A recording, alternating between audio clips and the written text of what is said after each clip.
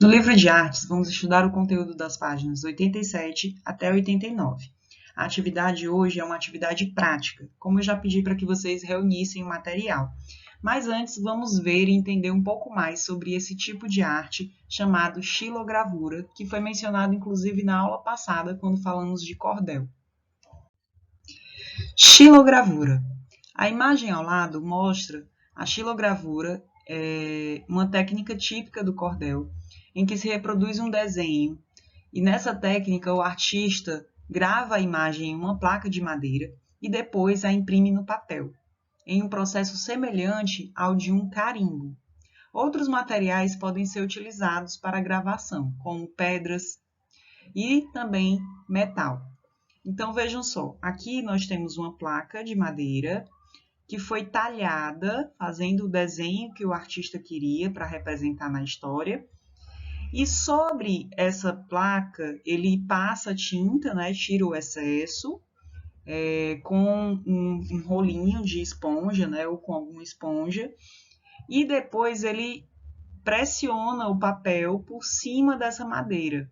Vejam que as partes mais altas da madeira, elas vão conseguir pintar o papel, né? Mas a parte mais funda não, e vai causar esse efeito aqui, ó, onde a tinta só vai pegar onde o artista queria que ela pegasse. Xilogravura, pessoal, ela está ali intimamente aliada ao cordel. As capas dos cordéis geralmente são com xilogravuras. Genuinamente popular, o cordel não tem espaço marcado para acontecer. Sua exposição ocorre geralmente em varais de barbante, como nós vimos na aula passada, em espaços públicos onde se aglomeram pessoas, como praças e feiras. Esse costume nordestino se espalhou por todo o Brasil e, especialmente no Rio de Janeiro, encontramos a exposição de cordéis do Centro Luiz Gonzaga, de tradições nordestinas, e na Feira de São Cristóvão, acompanhados de dança e comida típica. Então aqui nós temos uma imagem da Feira de São Cristóvão acontecendo na cidade do Rio de Janeiro. Depois dessa explicação breve sobre a xilogravura e um pouco mais sobre o cordel, vamos para a nossa atividade de hoje. Eu pedi para que vocês conseguissem em casa uma bandeja de isopor parecida com essa daqui, tá? Pode ser bandeja de comida que a sua mãe comprou no supermercado ou que vocês pediram, ou qualquer outra coisa do tipo, tá? Eu espero que todos vocês tenham conseguido. O que é que vocês vão fazer primeiro? Com a tesoura, vocês vão tirar a borda que existe nessa bandeja, tá? Se você conseguiu, por exemplo, um pratinho, você vai tirar toda a borda que existe no pratinho e deixar só a parte lisa do fundo, tá certo? Por quê? Porque você vai usar essa parte lisa aqui como se fosse um carimbo. Você vai. Lembra que o artista faz na madeira? Ele faz um desenho esculpido na madeira, depois passa tinta para poder pressionar no papel? É isso que vocês vão fazer hoje, tá? Então, vocês vão cortar a borda do pratinho, né, da bandeja, e com um lápis vocês vão fazer o desenho que vocês quiserem, tá?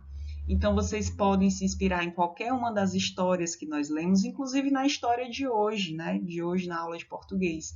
Vocês podem fazer um desenho sobre essa história aqui na bandejinha de vocês. Utiliza o lápis, botando bastante força, pressionando para que ele consiga formar cavidades, tá certo? Nessa bandejinha de isopor. Se ele só riscar a bandeja, não vai causar o efeito da pintura de xilogravura. Então, ele tem que quase perfurar completamente a bandejinha, tá? Claro, não vão botar muita força para partir a bandeja, porque aí o carimbo de vocês não vai funcionar, tá? Vocês só tem que fazer assim, deixar fundo a parte que vocês querem do contorno do desenho, tá bom? Depois que vocês terminaram de esculpir a bandeja de vocês com o desenho que vocês querem, vocês vão pegar a esponja. Lembra que eu pedi qualquer esponja, né? Aqui ele está usando um rolinho de pintura mesmo, mas eu sei que nem todos vão ter isso, então eu ofereci alternativas. Vocês podem fazer até mesmo com uma esponja de lavar louça, né? Uma esponja aí que já esteja desgastada, que a mamãe não quer mais, então vocês podem pegar. E aí, num cantinho, vocês botam um pouco de tinta e com a esponja, vocês pegam essa tinta e vão passando, ó, por toda a placa de isopor, tá bom? Pode passar por ela todinha. Pinta toda a placa, pode ser de uma cor só, quem quiser fazer colorido, passa as tintas aqui nas cores que vocês querem, no lugar que você quer, tá certo? E aí, depois que você pintou tudo, tirou o excesso, você vai pegar uma folha. Tá? Aqui ele usou uma folha laranja, vocês podem pegar uma folha branca ou a folha que vocês tiverem aí. Claro, se a folha estiver lisa, sem nenhum detalhe, sem nenhum desenho, é melhor ainda, tá?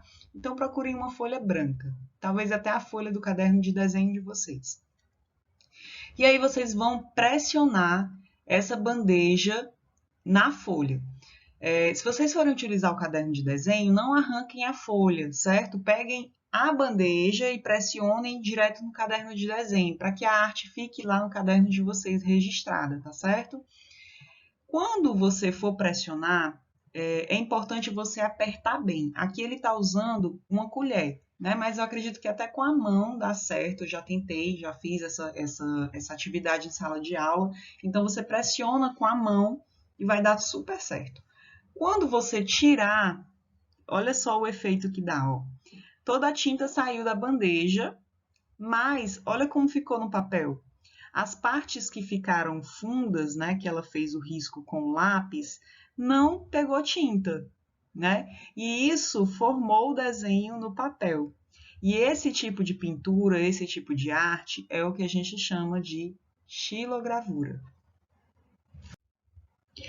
E aqui no livro, ele mostra tudo que a gente estudou nessa unidade, né? Nós vimos sobre a história do rádio no Brasil, gêneros musicais brasileiros. Vimos também sobre o rádio e as suas novas tecnologias, sobre os patrimônios culturais brasileiros e regionais. Vimos arte e festas populares brasileiras e também o cordel e suas técnicas. E o livro também traz indicações de outras leituras sobre os conteúdos que nós vimos até agora, nessa unidade, tá? Então, o primeiro fala sobre cordel, Cordel África, e o segundo é um livro sobre a Chiquinha Gonzaga. Terminamos aqui a atividade de artes. Parabéns e até a próxima!